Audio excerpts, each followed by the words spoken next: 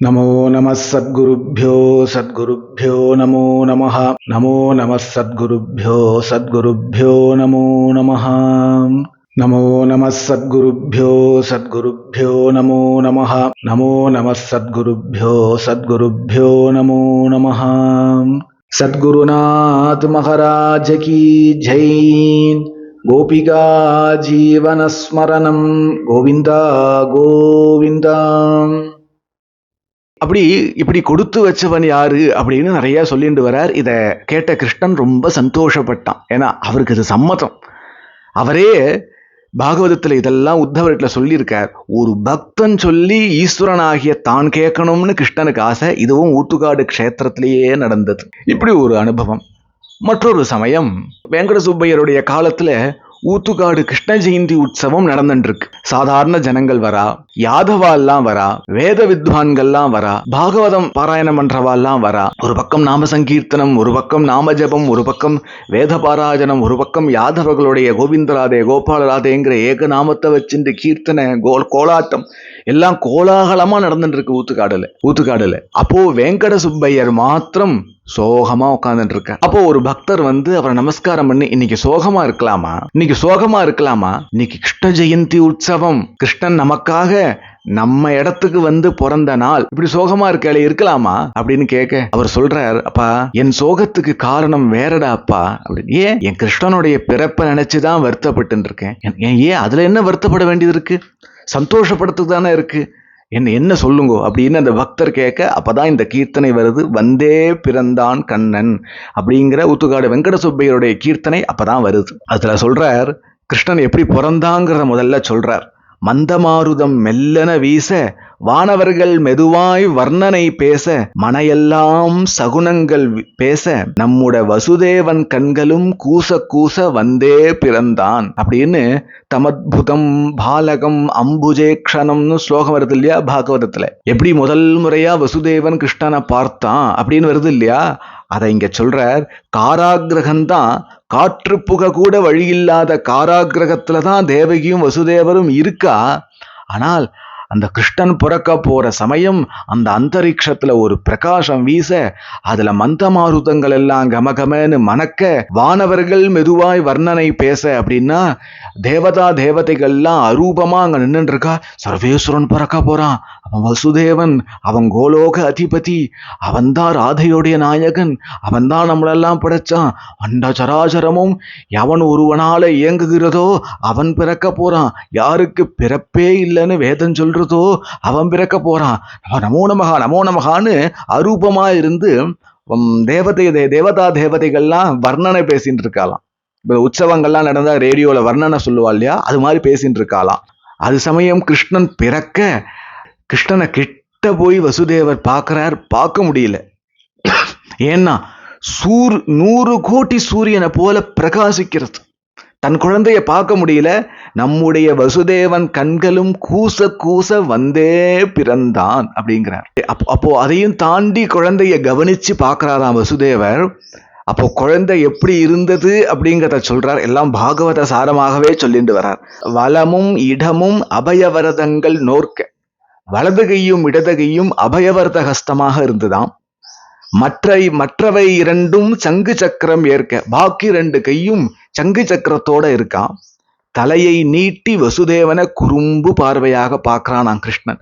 2 கையும் அபயவரத ஹஸ்தம், நான் இருக்கேன்பா உனக்கு அப்படின்னு சொல்லும்படியாக அபயவரத ஹஸ்தத்தோடு கூட கம்சனை கண்டு பயப்படுறியாப்பா, பாரு என் கையில என்ன இருக்குன்னு சங்கு சக்கரத்தையும் காட்ட, இதோடைய ஜோதியில கிருஷ்ணனுடைய அழகு திருமேனி மறைஞ்சி இருக்க, மெல்ல குறும்பாக குழந்தை கிருஷ்ணன் தன் அப்பா வசுதேவரை எட்டி பார்க்கிறாராம். அது எப்படி இருந்தது அந்த கிருஷ்ணன் அப்படின்னா, சதகோடி சூரியர்கள் ஒளியெல்லாம் தோற்க வந்தே பிறந்தான். என்ன சொல்லுங்க, இதை பார்க்க முடியல இல்லையா நம்மளால?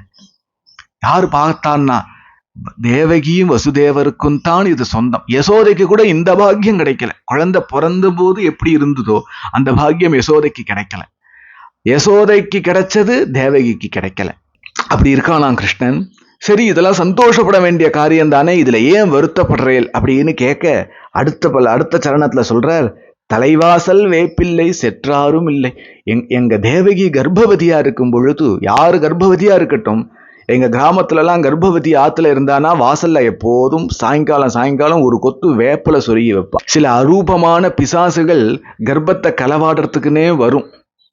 அதனாலதான் நம்ம ஆகமத்திலே அதுக்கான ஹோமங்கள்லாம் சொல்லியிருக்கா.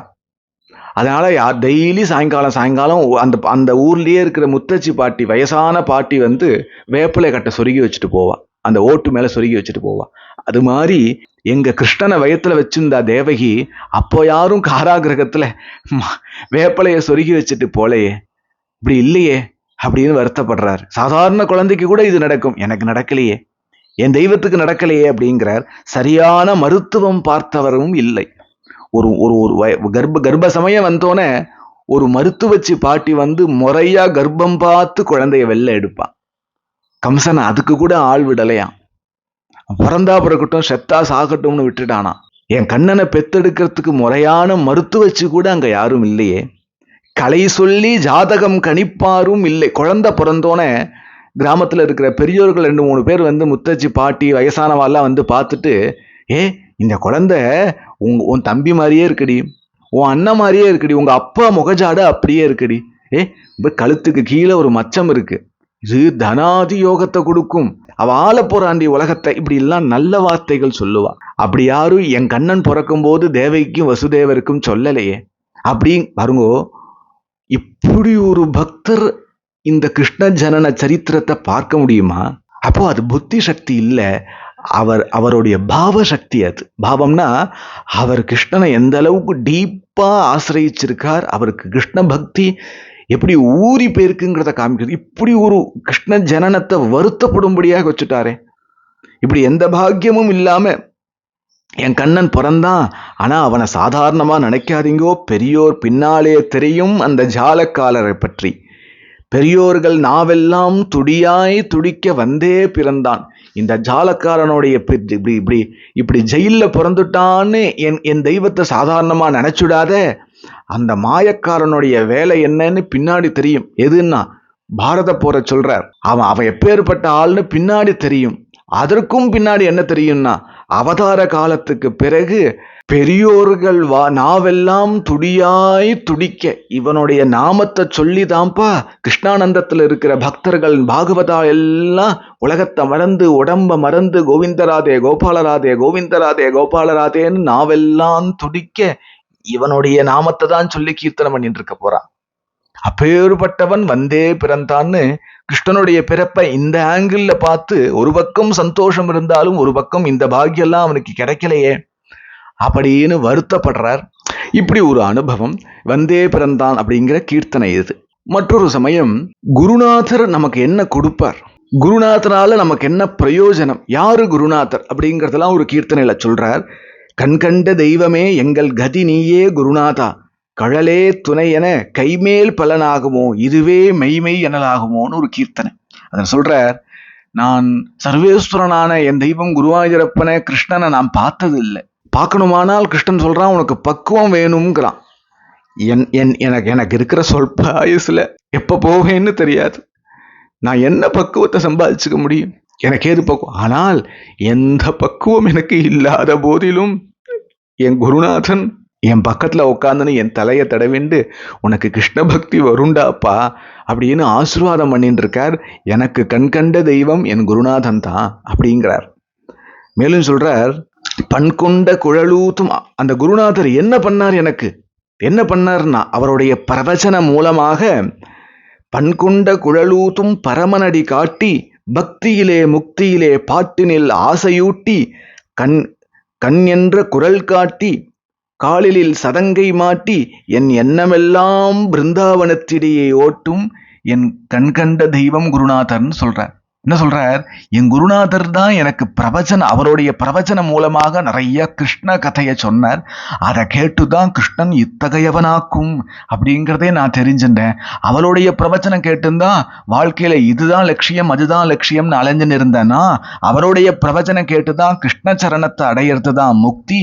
அந்த முக்திக்காக தான் துர்லபமான இந்த மனுஷ ஜென்மா அப்படிங்கிறதெல்லாம் நினைச்சிட்டேன், அப்படிங்கிறதெல்லாம் நான் தீர்மானிச்சுட்டேன். இப்படியே இருக்கும் பொழுது உலகத்துல தானே என்னுடைய மனசு அலைஞ்சுன்னு இருந்தது.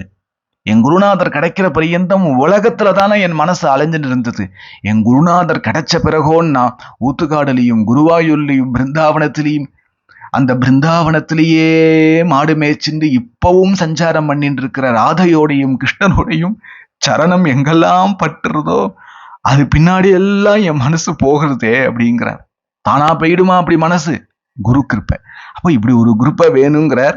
மேலும் சொல்றார், இத்தனைக்கும் யாரென்ன மிகையாக எங்கள் குருநாதர் அல்லோர், இதை எத்தனை சொன்னாலும் அத்தனையும் அமுதுரும் ஆனந்த நிலை, என்ன சொல்லவோ அப்படின்னு கேட்கிறார். என்ன சொல்றாரு அப்படின்னா, என்ன நான் என்னுடைய குருநாதர் எனக்கு என்னெல்லாம் கிருபா பண்ணியிருக்காருன்னு எவ்வளவு விலைக்கு சொன்னாலும் உங்களுக்கு ஒரு குருநாதன் கிடைச்சி நீங்க அந்த சுகத்தை அனுபவிக்காத பரியந்தம் நான் என்ன சொல்றேனே உங்களுக்கு புரியாது அப்படிங்கிறார். மேலும் மற்றொரு இடத்துல சொல்றார், நானாவிதமான புலந்தரு தொழில் நான் எங்கன அகல் சரியையும் கிரியையும் ஞானங்களோடு பரமமும் பரசுகமும் நான் இங்கெனவரு கருணை முகங்காட்டி வேறெங்கிலும் இயலாதேன் தொழுதேன் விழுந்து தஞ்சமென்றடைந்தேன் எனக்கு ஆனந்த நிலை காட்டி அருள் கூட்டி விண்மதி என ஒளி காட்டி எனக்கு எதிராக அப்படிங்கிற நான் ஏதோ சம்பாதிக்கிறதுக்காகவும் இந்த வாழ்க்கை கிடைச்சிருக்குன்னு நினைச்சுட்டு ஏதேதோ பண்ணி சம்பாதிச்சுட்டு இருந்தேன். என்னிடத்துல அபாரமான கருணையை காட்டி எனக்கு கிருஷ்ண சரணத்துல என்னை கொண்டு சேர்த்து என்னையும் சதா கிருஷ்ணானந்தத்திலேயே இருக்கும்படியாக பண்ணி என்னை பூர்ணமாக்கிட்டார் என் குருநாதர். இப்பதான் புரியறது, ஓ இதுதான் சுகம் போருக்கு அப்படின்னே, சுகம்னாலே எனக்கு இப்பதான் என்னன்னு தெரியுது அப்படிங்கிறார்.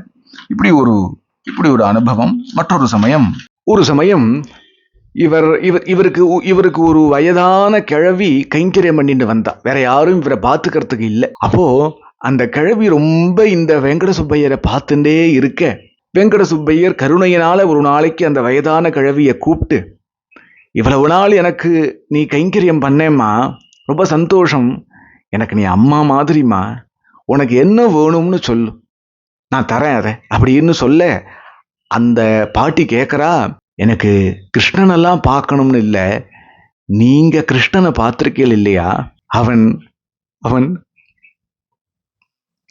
அவன் எப்படி இருந்தான், அவன் எப்படி உங்ககிட்ட வந்தான், நீங்க எப்படி கிருஷ்ண தரிசனம் உங்களுக்கு எப்படி கிடைச்சது, உங்க அனுபவத்தை சொல்லுங்களேன் அப்படிங்கிறான்.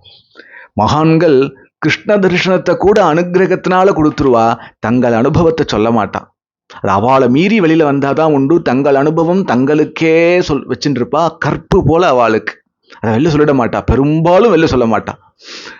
இதை கேட்டோன்னே, கிருஷ்ணனை நான் ஒரு நாளைக்கு பார்த்தேம்மா, கிருஷ்ணனை ஒரு நாளைக்கு பார்க்கறதுன்னு இல்லை, ஒவ்வொரு நாளும் நான் அவனை பார்த்துட்டு இருக்கேன். ஆனாலும் முதல் முறை ஒரு நாளைக்கு என்ன ஆச்சு தெரியுமா, இதேதான் சாயங்காலத்துல இப்படி நான் உட்கார்ந்துட்டு இருக்கிற சமயம் என்ன ஆச்சு தெரியுமா, அசைந்தாடும் மயில் ஒன்று காணும், நான் நம் அழகன் வந்தான் என்று சொல்வது போல் தோணும். அசைந்தாடும் மயில் ஒன்றுங்கிற கீர்த்தனை அப்பதான் கிரியேட் ஆகுது. அப்போ எங்க இருந்தோ 4-5 மயில்கள் தோகையை விரிச்சுட்டு ஜிலு ஜிலு ஜிலுன்னு என் முன்னாடி வந்து ஆடுனது. இது என்ன ஆச்சரியமா ஆடுறதே, இது என்ன அந்தரிக்ஷமே மாறி இருக்கே, என்ன ஆச்சுன்னு பார்க்க அந்த மயில்களுக்கு நடுவுல ஒரு நீல ஜோதி தெரிகிறது. அந்த நீல ஜோதியை நான் உற்று பார்த்தேன். அப்ப என்ன தெரிகிறது, இசையாரும் குழல் கொண்டு வந்தான், இந்த 7 பிறவிக்கும் இன்ப நிலை தந்தான், தினந்தோறும் திசைதோறும் நிறைவாக நின்றான், என்றும் திகட்டாத வேணுகானம் ராதையிடம் ஈண்டான். அந்த நீல ஜோதிக்குள்ள வியத்தியஸ்த பாதாரவிந்தனாக வைஜெயந்தி மாலையோடு கூட தலையில முண்டாச கட்டுண்டு அதுல ஒரு மயிலரகு சொருகிண்டு பீதாம்பரம் போட்டுண்டு ராதையின் இடத்துல இருந்து கடன் வாங்கிட்டு வந்த வேணுவை வச்சுன்னு கானம் பண்றா. அப்படி ஒரு தெய்வத்தை நான் பார்த்தேன். அதை நான் பார்த்தேனா, எங்காகிலும் எமது இறைவா என மனநிறை அடியவரிடம் தங்கு மனத்துடையான், அருள் பொங்குமுகத்துடையான், ஒரு பதம் வைத்து மறுபதம் தூக்கி நின்றாட, மயிலின் இறகாட மகர குழையாட, மதிவதனமும் ஆட மயக்கும் விழிகாட, மலரணிகளும் ஆட மலர்மகளும் பாட இது கனவோ நனவோ என மனநிறை முனிவரும் மகிழ்ந்து கொண்டாட. அந்த பிரபு அப்ப எப்படி இருந்தான் தெரியுமா? எங்கேயும் அவனுடைய தேஜஸ் பிரகாசமா இருந்துட்டு இருக்கு. அந்த கிருஷ்ணன் ஓடி வந்து என்னை கட்டிப்பானாக்கும்னு நினைச்சேன், கட்டிக்கல. நேரா ஓடி போய் வந்தது இந்த க்ஷேத்திரத்துல இருக்கிற நான் தாண்டான்னு காமிக்கும்படியாக அந்த காளிங்க நர்தன கிருஷ்ண விக்கிரக திருமேனியில 2.5 இவன் கலந்துட நான் அந்த அர்ச்சா திருமேனியில சொக்கி போயிட்டேன். அவன் எப்படி இருக்கும் அந்த ஊத்துக்காடு அர்ச்சாமூர்த்தி அப்படின்னா, ஒரு பதம் வைத்து மறு பதம் தூக்கி நின்றாடுறான். காளிங்க நர்த்தனம் பண்ணிட்டு இருக்கான் இந்த க்ஷேத்திரத்துல. அப்போ அவன் சிரசுல சுட்டின்னு இருக்கிற மயிலறகள்லாம் அதுக்கு தகுந்த மாதிரி வேகமா ஆடுறது, காதுல கோட்டுன்னு இருக்கிற மகர குண்டலங்கள்லாம் சினுக்கு சினுக்குன்னு ஜொலிக்கிறது. அவனுடைய நேத்திரங்களும் சுத்தி பார்த்துட்டு இருக்கிறவாளுடைய மனசை கவரும்படியாக அதி தேஜஸா இருந்தது அவனுடைய நேத்திரங்கள். மலரணிகள் எங்க பார்த்தாலும் தேவர்கள் புஷ்பவாரி பண்றா. அது சமயம் இத்தனைக்கும் தகுந்தா போல சரஸ்வதி கீர்த்தனையும் பண்றா. மலர்மகளும் பாட சரஸ்வதி கீர்த்தனம் பண்றா. அப்படி ஒரு காளிங்க நர்த்தனத்தை நான் இங்க எனக்காக மீண்டும் பண்ணி காமிச்சார், நான் தரிசனம் பண்ணேன் அப்படின்னு சொல்றார். இந்த சந்தர்ப்பத்திலேயே ஊத்துக்காடு க்ஷேத்திரத்துடைய சில டீட்டெயில்ஸை சொல்லிடுறேன். இந்த ஊத்துக்காடு கிருஷ்ணக்ஷேத்திரம், தென்கோகுலம்னு சொல்லக்கூடிய இந்த ஊத்துக்காடு கிருஷ்ணக்ஷேத்திரம் கும்பகோணத்திலிருந்து 14 கிலோமீட்டர்ல இருக்கு. இந்த க்ஷேத்திரத்துடைய டைமிங்னா கிராமத்து கோவில் தானே, அதனால காத்தால 9லேருந்து 12 மணி வரையும், சாயங்காலத்துல 5லேருந்து 7:30 மணி வரையும் திறந்திருக்கும். இங்க வரவா கிருஷ்ணனுக்கு ஏதாவது நிவேத்தியம் பண்ணணும்னு நினைச்சாலோ அல்லது அர்ச்சனை பண்ணணும்னு நினைச்சாலோ இது சரியான கிராமம். அதனால இங்க எதுவுமே கிடைக்காது. ஆகையினால நீங்க வர வழியிலேயே வாங்கிட்டு வந்துருங்க. அர்ச்சனை பண்ணணும்னாலோ நிவேத்தியம் பண்ணி பிரசாதம் தாங்கோன்னு சொன்னாலோ இங்க தேங்காய் உடைச்சி நிவேத்தியம் பண்றது அவ்வளவு விசேஷம் இல்லை. அதுக்கு ஒரு கதை உண்டு. ஒரு சமயம் வெங்கட சுப்பையர் பாகவத பாராயணம் பண்ணிட்டு இருக்க அவர் பக்கத்துல குழந்தை கிருஷ்ணன் அவருடைய மடியில தொப்பை வலிக்குதுன்னு வந்து உக்காந்துதான். ஏண்டா கிருஷ்ணா அப்படின்னா, என்னன்னு தெரியல, காத்தாலேருந்து தொப்பை வலிக்குது அப்படின்னு சொல்ல, என்னன்னு அர்ச்சகால்கிட்ட எங்க பிரிவா இருந்தாப்போ அப்போ விசாரிக்க, காத்தால தேங்காய் சாதம் நிவேத்தியம் பண்ணியிருக்கா. மேலும் அன்னைக்கு விசேஷமா ஒரு 10 அர்ச்சனை வந்திருக்கு, நிறைய தேங்காய் உடைச்சு நிவேத்தியம் பண்ணியிருக்கா. தேங்காய் 5 வயசு குழந்தைக்கு ஒத்துக்கலை. அதுக்கப்புறம் வெங்கட சுப்பையர் நிர்ணயம் பண்ணார், அதாவது உற்சவாதிகள், கும்பாபிஷேகம், அது மாதிரியான ஆகம ரீதியான பூஜைகளை தவிர பாக்கி சமயங்கள்ல தேங்காய் உடைச்சு பண்ண வேண்டாம், தேங்காவை தவிர்க்கவும் சொல்லியிருக்கார். நாம அப்படி சொல்ல முடியுமா? அர்ச்சகா அப்படி சொல்ல முடியுமா? அப்போ வேண்டாம்னு சொல்லலை, அதை தவிர்ப்பது நலம். விசேஷதாக கிருஷ்ண பக்தால் யார் இப்போ இங்கே உள்ளூர்லேயே தேங்காய்லாம் கொண்டு வருவா, நாங்கள் உடைக்கத்தான் உடைப்போம். ஆனால் எங்களுக்கு ஒரு ட்ரிக்கு தெரியும், அதை நிவேத்தியம் பண்ண மாட்டோம். பக்கத்தில் இருக்கிற கதலி பழத்தையும் வெத்தலை பாக்கி நிவேத்தியம் பண்ணிடுவோம். இது பகவான் கண்ணில் காமிப்போம், அவ்வளோதான். அது கூட வேண்டாங்கிறார் வெங்கட சுப்பையர். அதெல்லாம் எல்லா ஜனங்களும் சப்போர்ட் பண்ண மாட்டா. ஆனால் பெரும்பாலான கிருஷ்ண பக்தர்கள் இதற்கு அனுகூலமாக இருக்கா. அதனால தேங்காய் உடைச்சு நிவேத்தியம் பண்ண வேண்டாம். வெத்தலை பாக்கு 2 வாழைப்பழம் சம்பிரதாயம், அதை வச்சுட்டு பழ வகைகள் வாங்கிட்டு வரலாம். முந்திரி பருப்பு, திராட்சை, ஆசைக்காய் எல்லாம் இருக்கு, நிறைய வாங்கிட்டு வரலாம் தேங்காவை தவிர்த்து. அப்புறம் இங்கே புஷ்பங்கள் சாத்தி அழகு பார்க்கணும்னா இங்கே ஒன்றும் கிடைக்காது. ஒன்று பூர்ண அலங்காரத்துக்கு முன்னாடியே தெரிவிங்கோ, ஏற்பாடு பண்ணுறோம். அப்படி இல்லை நீங்கள் மாலை வாங்கிட்டு வரதா இருந்தால் 6 மாலை வாங்கிட்டு வாங்கும். ஏன்னா ஒரே சன்னதியில் 6 சுவாமி இருக்கா, ஒருத்தரை விட்டுட்டு ஒருத்தரை சாத்த முடியாது. 1.5 முழ மாலை அல்லது 1.5 அடி மாலைன்னு சொல்லுங்க. கிருஷ்ணனுக்கு மாத்திரம் 2 குஞ்சம் வச்சிருக்கணும். அதுக்கப்புறம் இந்த கிருஷ்ணன் சில காமியார்த்தமான பிரார்த்தனைகளுக்கும் அனுகிரகபரமா இருந்துட்டு இருக்கார். ஆனால் நாம் அந்த காமியார்த்த பிரார்த்தனைகளை உற்சாகப்படுத்த வேண்டாம். நம்மளுடைய பாதங்கிறது கிருஷ்ண பக்தி வேணும், கிருஷ்ண தரிசனம் வேணும், வாழ்க்கையே கிருஷ்ணமயமா இருக்கணுங்கிற ஸ்பிரிச்சுவல் லைஃப் ஆதாரமாக கொண்டுதான் இந்த கிருஷ்ணானந்தமே இருக்குங்கிறதுனால இந்த காமியார்த்தமான பிரார்த்தனைகளை உற்சாகப்படுத்த வேண்டாம். அப்போ சொன்னேன்னா நிறைய வந்துருவா. அதனால இப்போ நிறைய ஏற்கனவே அது மாதிரி தான் நிறைய வந்துட்டு இருக்கா. அது ஒன்றும் தப்பு ஒன்றும் இல்லை. நாம் அதை இந்த கிருஷ்ணானந்த சேனல்ல உற்சாகப்படுத்த வேண்டாம்னு நினைக்கிறேன். சுருக்கமாக வேணா சொல்றேன். நிறைய பேருக்கு இங்கே ரோகிணி நட்சத்திரத்தில் பிறந்தவாளுக்கு இது பிரார்த்தனா ஸ்தலமாக இருந்துருக்கு. முக்கியமாக ஸ்கின் சம்பந்தமான ப்ராப்ளம், வயிற்று வலி, விவாகமாகாதவா, புத்திரபாக்கியம் இல்லாதவாலாம் கோவில் சம்பிரதாயம்னு சில பிரார்த்தனைகள் இருக்கு. அது மாதிரி பண்ணால் 12 ரோகிணி நட்சத்திரத்துக்குள்ள அவர்களுக்கு பிரார்த்தனை நிறைவேறிடுறது. நிறைவேறின பேரதிசயங்களை நிறைய பார்த்துருக்கேன். அதெல்லாம் சொன்னால் அதை உற்சாகப்படுத்துகிற மாதிரி ஆயிடும். நான் அந்த காமியார்த்த பிரார்த்தனையை தப்புன்னு சொல்லலை, நாம் அதை உற்சாகப்படுத்துறது இல்லை. அது அவ இஷ்டப்படி கோவில் சம்பிரதாயம் என்னன்னு விசாரிச்சுக்கோங்க. இன்னொரு முக்கியமான பிரார்த்தனை அவசியம் எல்லாரும் பண்ணிக்கோங்க. அது என்னன்னா 2 விஷயம். ஒன்று, குழந்தைக்கு அன்னப்பிராசனம் குருவாயூர் போல இங்கேயும் வெங்கட சுப்பையர் காலத்துலேருந்து இருந்துட்டு இருக்கு. அது இங்கே பண்ணுறது ரொம்ப விசேஷம். அந்த அந்த அவல் பாயசம் தான் இங்கே அன்னப்பிராசனமாக கொடுக்குறோம். அதை தான் அந்த குழந்தை சாப்பிட போகிறது. அது இந்த கோவிலுக்கு கிருஷ்ணனுக்கு நிவேத்தியம் பண்ணிட்டு அது அப்படியே சாப்பிடும். அது கோவில் வழக்கம் என்னன்னு கேட்டுக்கோங்க. அது சம்பந்தமாக கோவில் சம்பிரதாயம் என்னன்னு கேட்டுக்கோங்க. அது பிரகாரம் இல்லைன்னா அன்னப்பிராசனம் பண்ணலாம். ரொம்ப முக்கியமான விஷயம் அது. அதுக்கப்புறம் ஏன்னா இதெல்லாம் நிறைய பேர் கேள்வி கேட்டுட்டே இருக்கேன், கமெண்ட்ஸ்லையோ எனக்கு மெசேஜ்லையோ. சரி, இப்போ பதிலாக சொல்லிடுவோம் தான் சொல்லிட்டு இருக்கேன். இப்போ விட்ட இடத்துலேருந்து சத்சங்கம் நாளைக்கு வரும். அதுக்கப்புறம் ஞாபகம் வச்சுக்கோங்க, கோவில் டைமிங் ஞாபகம் வச்சுக்கோங்க, கோவிலுக்கு அர்ச்சனை பொருளோ மாலையோ ஏதாவது வேணா ஞாபகம் வச்சுக்கோங்க. அன்னப்பிராசனம் ரொம்ப முக்கியம். ரோகிணி நட்சத்திரத்தில் பிறந்தவாளுக்கு பிரார்த்தனா ஸ்தலம், ராகு கேது சர்பதோஷங்க அப்படி சொல்ல வேண்டாமே நினைக்கிறேன். புத்திரபாகியம் விவாகத்தடை கண்குளிர நிறைய பார்த்துருக்கேன். கோவில் சம்பிரதாயப்படி பிரார்த்தனை பண்ணிட்டவாளுக்கு அது நிறைவேறாத ஒரு சரித்திரம் 35 வருஷத்துல எங்க அப்பாவும் பார்க்கல, 18 வருஷத்துல நானும் பார்க்கல. ஒருத்தர் பார்க்க வேண்டாமா? 12 சொல்லிகிட்டே இருக்கணும். 12 வருஷமா புத்திரபாகியம் இல்லாத பல பேருக்கெல்லாம் கிடைச்சிருக்கு. அது போட்டோம், நம்ம அதுக்குள்ளே போக வேண்டாம். நீங்கள் பிரார்த்தனை பண்ணிக்கோங்க, அது விஷயம் இல்லை.